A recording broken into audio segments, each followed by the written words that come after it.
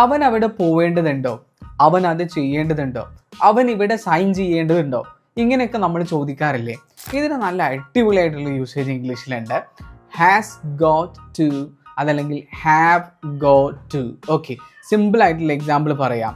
അവൻ അവിടെ പോവേണ്ടതുണ്ടോ, ഇങ്ങനെ പറയാം, has he got to go there. Has he got പിന്നെ ടു വേണേ.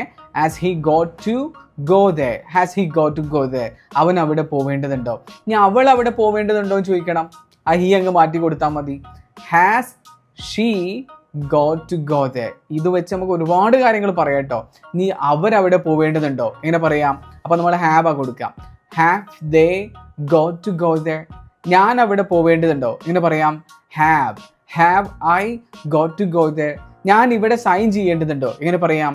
Have I got to sign here. ഈ ഗോട്ട് ടു എന്നുള്ളതിനെ നമുക്ക് ലോപിച്ച് ഷോർട്ടാക്കിയിട്ട് ഇങ്ങനെ പറയാം, ഗോര എന്ന് പറയാം. Have I got go there. ഞാൻ അവിടെ പോവേണ്ടതുണ്ടോ, ഇങ്ങനെ പറയാം. Have I got go there. ഇങ്ങനെ നമുക്ക് പറയാം. ഓക്കെ, അപ്പോൾ ഒരു പ്രവൃത്തി ചെയ്യേണ്ടതുണ്ടോ എന്ന അർത്ഥത്തിൽ നമ്മൾ ഉപയോഗിക്കുന്നു have got to, has got to. ഇതിനെ ലോപിച്ച് ചുരുക്കി നമുക്ക് ഗോര എന്ന് പറയാം.